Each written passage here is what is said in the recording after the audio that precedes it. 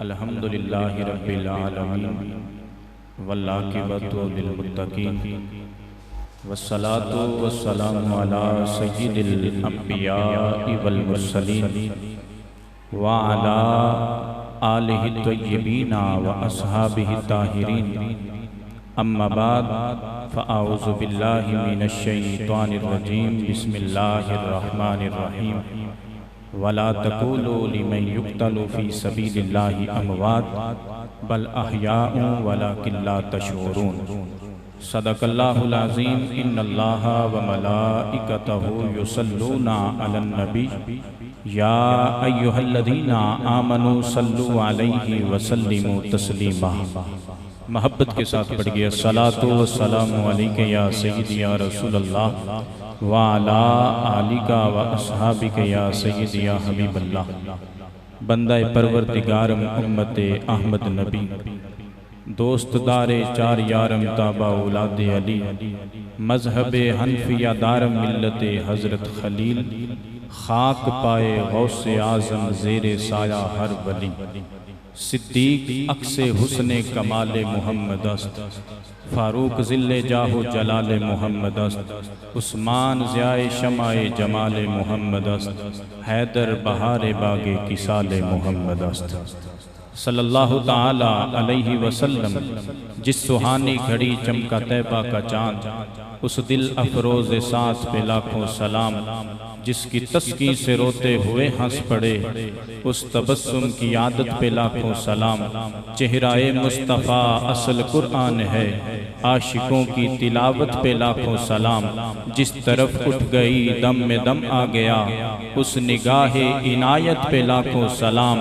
امتی امتی لب پہ جاری رہا امتی تیری قسمت پہ لاکھوں سلام۔ حمد و صلاۃ کے بعد اللہ رب العزت کا کروڑہا مرتبہ شکر ہے کہ جس نے ہمیں اشرف المخلوقات بنایا، اور اس کے ساتھ ساتھ اللہ رب العزت کا کروڑہا مرتبہ شکر ہے کہ جس نے ہمیں آقا علیہ السلام کی امت میں پیدا فرمایا، اور اس کے ساتھ ساتھ اللہ رب العزت کا کروڑہا مرتبہ شکر ہے کہ جس نے ہمیں اس گئے گزرے دور کے اندر، بے حیائی کے دور کے اندر، بد عقیدگی کے دور کے اندر سی العقیدہ اہل سنت و جماعت میں پیدا فرمایا۔ اور اللہ رب العزت کا شکر ہے جس نے اپنی توفیق خاص سے آپ کو اور مجھے آج کی اس پروگرام میں حاضری کا شرف عطا کیا، اور بارگاہ شہدائے کرب و بلا کی بارگاہ میں خراج عقیدت پیش کرنے کی سعادت عطا فرمائی۔ آج کے اس پروگرام کے انعقاد پر میں آپ تمام حضرات کی خدمت میں بالخصوص ارائی برادران اور ان کے جملہ رفقا اور معاونین کی خدمت میں دل کی اتھاہ گہرائیوں سے ہدیہ تبریک و تحسین پیش کرتا ہوں، اور دعا کرتا ہوں اللہ رب العزت دوستوں کی اس محنت کو، علماء کی اس سرپرستی کو اپنی پاک بارگاہ میں قبول و منظور فرمائے۔ امام الانبیاء کے غلاموں، ہمارا جمعے کے دن ایک تسلسل کے ساتھ موضوع چل رہا ہے، تو اسی موضوع کو لے کے میں چند باتیں عرض کروں گا۔ آقا علیہ السلام نے ارشاد فرمایا کہ جو میری اہل بیت پر ظلم کرے گا، فرمایا اس پر میری شفاعت حرام کر دی گئی ہے۔ جو میری اہل بیت پر ظلم کرے گا، فرمایا اس پر جنت بھی حرام کر دی گئی ہے۔ تو جب شہادتیں ہو چکی، پچھلے جمعہ کو میں نے بیان کیا، تو یہ اہل بیت کا لٹا پھوٹا قافلہ بدبخت یزید کا حکم نامہ آیا کہ انہیں ابن زیاد کے پاس کچھ دن قیدی بنا کے رکھا جائے، پھر اس قافلے کو سروں کو نیزوں پہ رکھ کے دمشق میرے دربار تک لایا جائے۔ کتب احادیث میں آیا ہے کہ جب یہ اہل بیت کا قافلہ روانہ ہوا تو آسمان پر خون آلود قلم کے ساتھ کچھ اشعار لکھے تھے. آسمان پر خون آلود قلم کے ساتھ کچھ اشعار لکھے تھے. وہ اشعار کیا تھے کہ اترجو امت قاتلت حسینا شفاعت جدہ یوم الحسابی. خون آلود قلم کے ساتھ لکھا تھا کہ جس طبقے نے امام علی مقام امام حسین کو شہید کیا، کیا اب بھی وہ مسلمانی کا دم بھرتا ہے اور یہ امید کرتا ہے کہ قیامت کے دن حسین کے نانا کی شفاعت نصیب ہوگی؟ فرمایا شفاعت تو حسین کے نانا کی ہے، جسے بھی شفاعت میں سے حصہ ملے گا حسین کے نانا کی خیرات ملے گی. شفاعت تو حسین کے نانا کی ہے. تو لکھا تھا اترجو امت قاتلت حسینا شفاعت جدہ یوم الحسابی، کہ جس طبقے نے امام علی مقام کو شہید کیا، کیا قیامت کے دن اب بھی حسین کے نانا سے کوئی امید رکھتا ہے؟ اس کے نیچے لکھا تھا فلا واللہ لیس لہم شفیع وہم یوم القیامت فی العذاب. نہیں، ہرگز نہیں، ان کی کوئی شفاعت کرنے والا نہ ہوگا اور قیامت کے دن وہ سخت عذاب میں مبتلا کر دیے جائیں گے. وقاتلوا الحسین بحکم جوء وخالف حکمہم حکم الکتاب. انہوں نے ظالم حکمران کے حکم کے تحت، ظلم پر مبنی حکم کے تحت امام علی مقام کو شہید کر دیا اور انہوں نے قرآن کے حکم کی مخالفت کر دی. یہ آسمان پر خون آلود قلم کے ساتھ کچھ اشعار لکھے تھے. پھر یہ قافلہ روانہ ہوا. ابن زیاد نے کہیں دن اسیران کربلا کو آقا علیہ السلام کے گلشن رسالت کے پھولوں کو قیدی رکھا، پھر سوئے دمشق روانہ کیا. تو جب یہ قافلہ دمشق کی طرف روانہ ہوا تو اس پورے قافلے میں سوائے ایک مرد کے کوئی بچہ نہیں بچا تھا، امام زین العابدین، اور وہ بھی بیمار تھے. باقی آقا علیہ السلام کی شہزادیاں تھیں، سیدہ کائنات کی صاحبزادیاں تھیں، ان کی پوتیاں تھیں، آقا علیہ السلام کی گلشن رسالت کی کلیاں تھیں. چلتے چلتے راستے میں یزیدی لشکر کے پاس ایک جگہ پانی ختم ہو گیا. جب پانی ختم ہوا انہوں نے قافلے کو روک دیا، کہا کہ پانی لے لیں. جو یزیدی لشکر کا سربراہ تھا، دھوپ تھی، سخت دھوپ تھی، بہت گرمی تھی، اس نے اپنے لیے خیمہ نصب کرایا. چونکہ پانی بہت دور سے آنا تھا، خیمہ نصب کرا کے وہ اس کے سائے کے نیچے آرام سے بیٹھ گیا اور تپتے جلتے ٹیلوں پر آقا علیہ السلام کی شہزادیوں کو ننگے آسمان کے نیچے بٹھا دیا. یہ پورا قافلہ ان کے پانی کے انتظار میں چلچراتی دھوپ میں تپتا رہا اور امام علی مقام امام حسین کی لخت جگر، امام علی مقام امام حسین کے سینے پہ لیٹنے والی 5-6 برس کی سیدہ سکینہ اونٹ بیٹھ چکے تھے، کجاوے کے اندر تھی. گرمی برداشت نہ ہوئی، کجاوے سے باہر نکلی.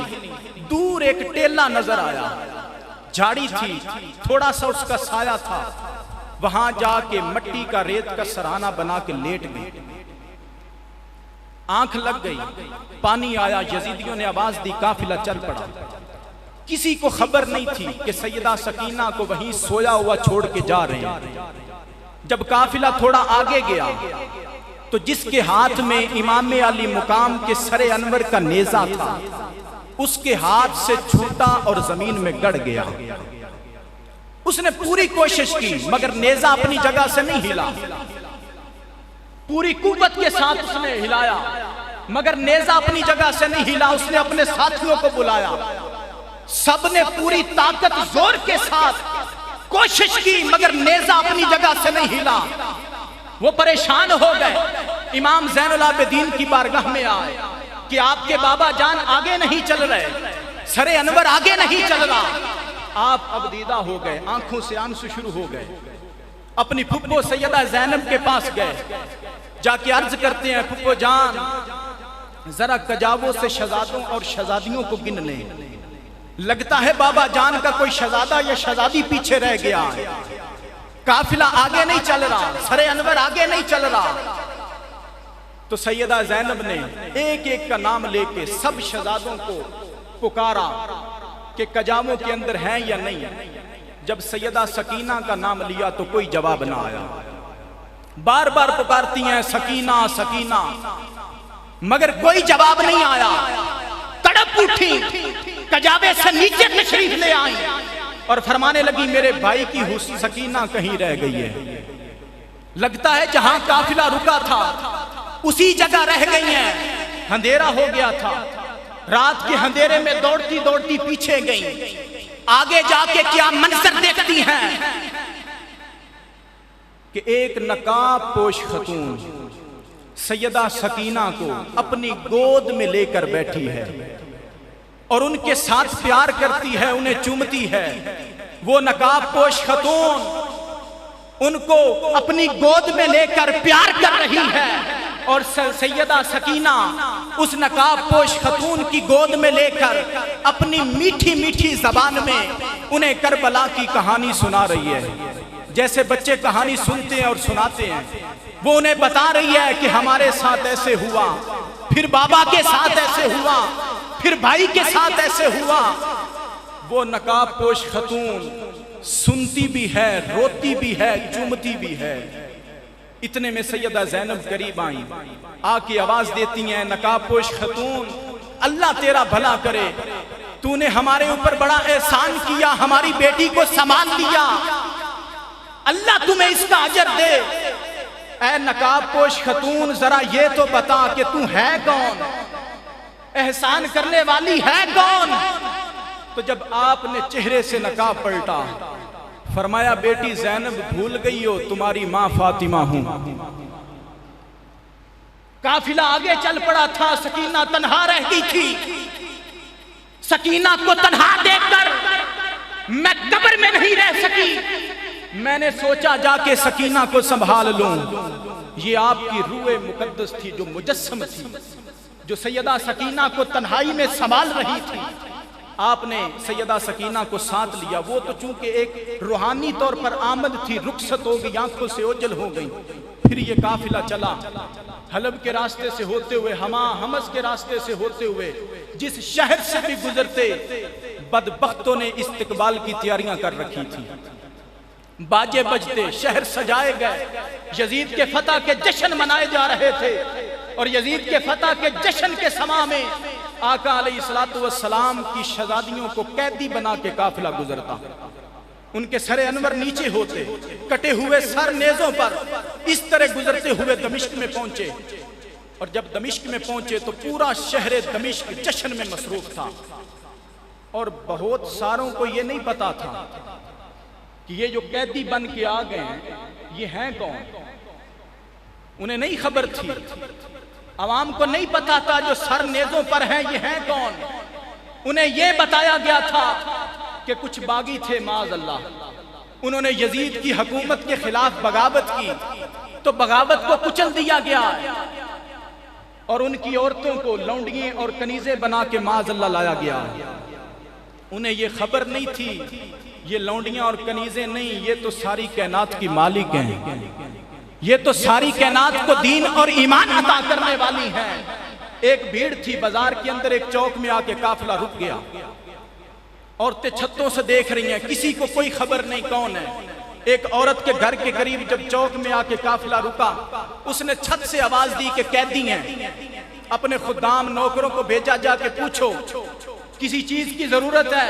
انہوں نے جا کے پوچھا، کسی نے کہا پانی پلا دیں، تو انہوں نے پانی بھی بھیجا، ساتھ کھجوریں بھی بھیجی، کچھ چادریں بھی بھیجی۔ سیدہ زینب جس کو جس چیز کی حاجت ہوتی، ضرورت ہوتی، انہیں دے دیتی۔ قافلہ رکا رہا، سیدہ زینب نے اس عورت کو پیغام بھیجا کہ یہ جو احسان کرنے والی ہے ہمارے اوپر، ذرا اس کو بلائیں۔ جب وہ آئی تو آپ نے فرمایا کہ تم ہو کون؟ پورے شہر دمشق میں سوائے ہمارا تماشا دیکھنے کے ہمیں کوئی نہیں ملا، تو نے ہمارے ساتھ اتنی بھلائی کیوں کی ہے، اتنا احسان کیوں کیا ہے؟ تو وہ عورت کہنے لگی میں آپ کو نہیں جانتی آپ کون ہیں،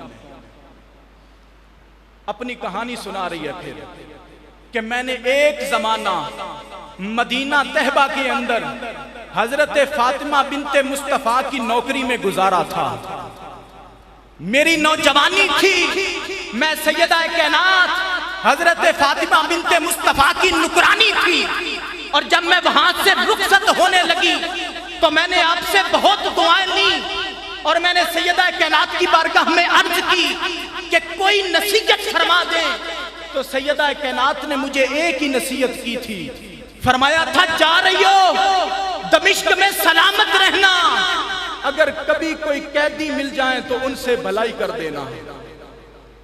میں تو آپ کو نہیں جانتی آپ کون ہیں، میں نے تو اتنا سنا ہے کوئی باغی تھے، انہوں نے بغاوت کی ہے، بغاوت کو کچل دیا گیا ہے، انہیں قیدی بنا کے لایا گیا ہے، میں آپ کو نہیں جانتی، میں تو سیدہ کائنات کی نصیحت پہ عمل کر رہی ہوں کہ مجھے سیدہ کائنات نے نصیحت کی تھی، اور صرف ایک ہی نصیحت کی تھی کہ جا رہی ہو دمشق میں سلامت رہنا، اگر کبھی کوئی قیدی مل جائیں تو ان سے بھلائی کر دینا۔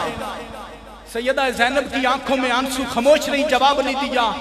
آپ فرمانے لگی بی بی ہم قیدی لوگ تیرے احسان کا کیا بدلہ دے سکتے ہیں، تیری بھلائی کا کیا بدلہ دے سکتے ہیں، تو کیا چاہتی ہے، میں تجھے کیا دے سکتی ہوں؟ اس نے کہا بس ایک دعا فرما دیں۔ میں جب سیدہ کائنات کی نکرانی تھی، ان کے دو بیٹے تھے حسن اور حسین، اور ایک شہزادی تھی زینب، ان کو بچپن میں دیکھا تھا، بچپن میں دیکھا تھا، تھوڑی عمر میں سیدہ کائنات کی وصال فرما گئی۔ اب مجھے نہیں معلوم وہ کس حال میں ہے، نہیں معلوم کس حال میں ہے، میں نے سنا ہے امام حسن مجتبی بھی وصال فرما گئے ہیں، بس ایک دعا فرما دیں، ایک التجا ہے، کبھی زندگی میں سیدہ کے بیٹے حسین کو دیکھ لوں، ان کی شہزادی سیدہ زینب کو دیکھ لوں، بس یہ دعا فرما دے زندگی میں ایک مرتبہ ان کے ساتھ ملاقات ہو جائے۔ سیدہ زینب کی آنکھوں میں آنسو ہیں، فرماتی ہیں بی بی تیری یہ دعا بھی قبول ہو چکی ہے، وہ نیزے پہ بھائی حسین ہیں، اور جو تیرے سامنے قیدی بیٹھی ہے یہ زینب ہے، تیری یہ دعا بھی قبول ہو چکی ہے۔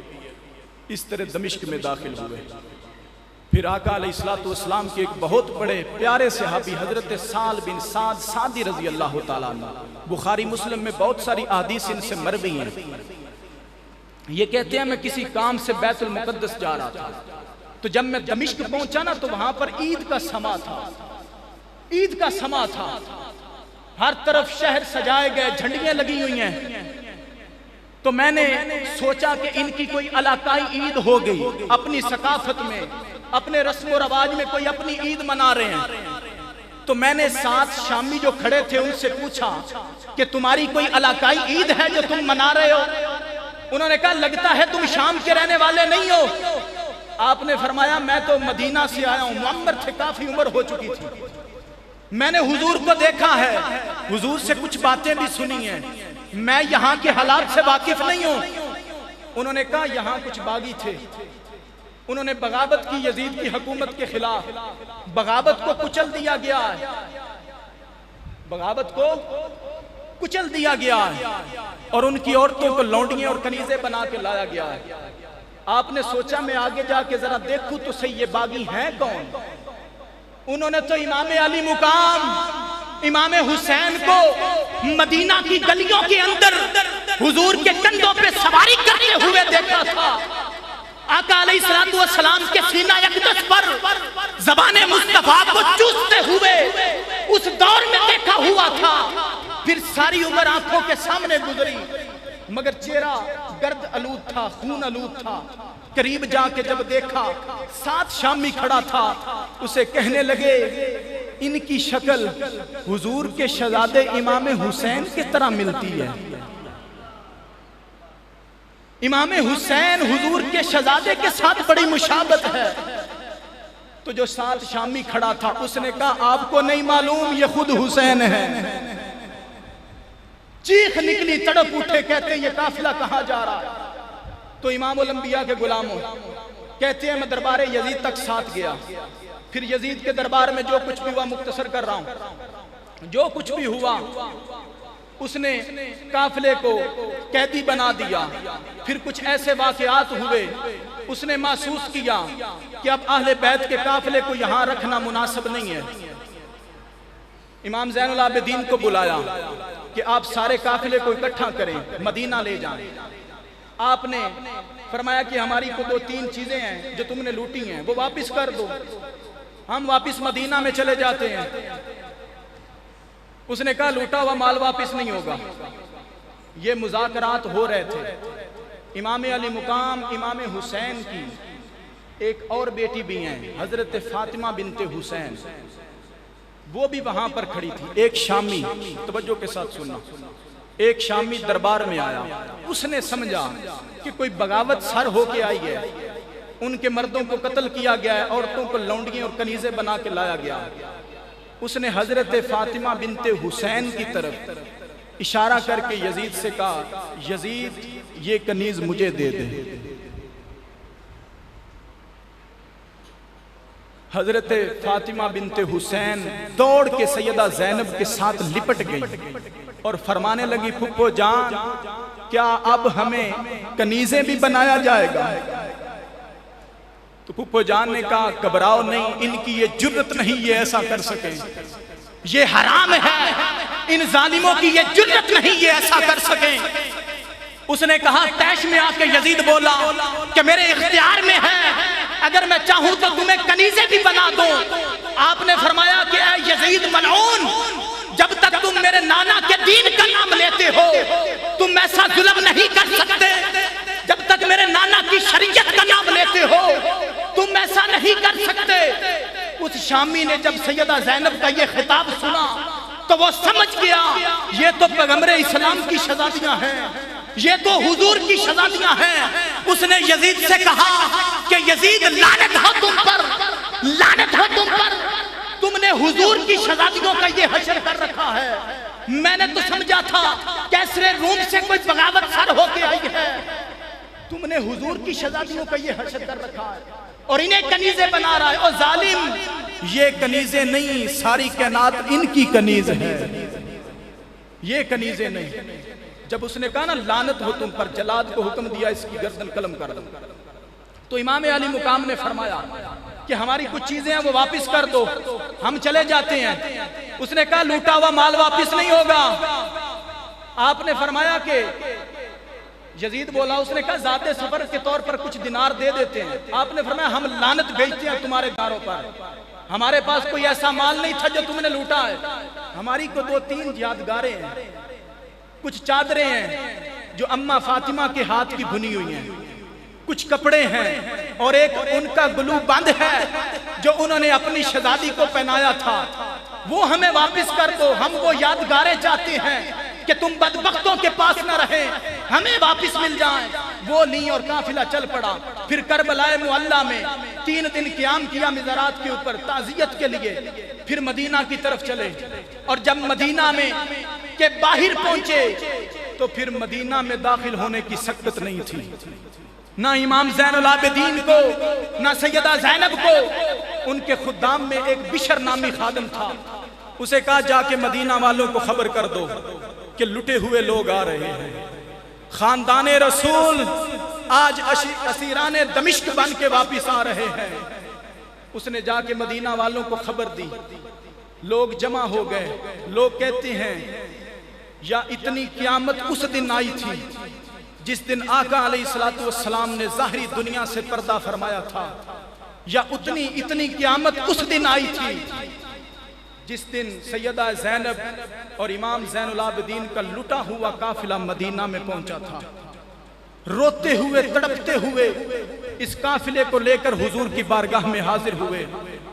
امام زین العابدین سیدہ زینب حضور کی قبر انور کے اوپر لیٹ کے عرض کرتی ہیں، نانا جان آپ کے حسین کو شہید کر دیا گیا، آپ کے کندھوں پہ سواری کرنے والے حسین کو شہید کر دیا گیا ہے، ہرا بھرا خاندان گیا تھا، لٹ کے واپس آیا ہے، ایک بیمار کے سوا آپ کے خاندان کا کوئی بچہ نہیں بچا۔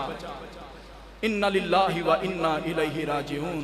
امام علی مقام نے اپنے نانا کے ساتھ کیا ہوا وعدہ پورا کر دیا، نانا کے کندھوں پہ کرائی گئی سواری کا بدلہ بھی چکا دیا، اور زبان مصطفیٰ کو چوسنے کے بدلے میں کربلا میں پیاسا رہ کر اس احسان کا بدلہ بھی چکا دیا، اور آقا علیہ السلام کی شریعت اور دین کی ابیاری کے لیے اپنا خون دے کر امام علی مقام نے اپنا فرض ادا کر دیا۔ یہ قافلہ مدینہ میں پہنچا، پھر ساری زندگی امام زین العابدین تنہا رہے، روتے رہے، عبادت کرتے رہے۔ آخری بات کسی نے پوچھا کہ حضور آپ اتنا کیوں روتے ہیں؟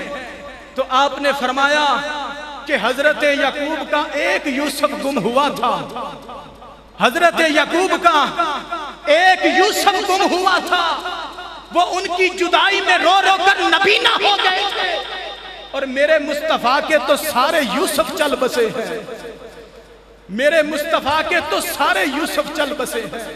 تو امام الانبیاء کے غلاموں، آقا علیہ السلام سے محبت کرنا، حضور کی آل سے محبت کرنا، امام حسین سے محبت کرنا، اور ان کے غم میں آنسو بہانا، یہ باعث بخشش ہے، باعث مغفرت ہے، آقا کی قربت کا ذریعہ ہے، اور آقا کی شفاعت کا سبب ہے۔ اللہ کی بارگاہ میں دعا ہے کہ اللہ رب العزت ہمیں آقا علیہ السلام کی محبت، حضور کی آل کی محبت اور تعظیم صحابہ کے اوپر زندہ رکھے۔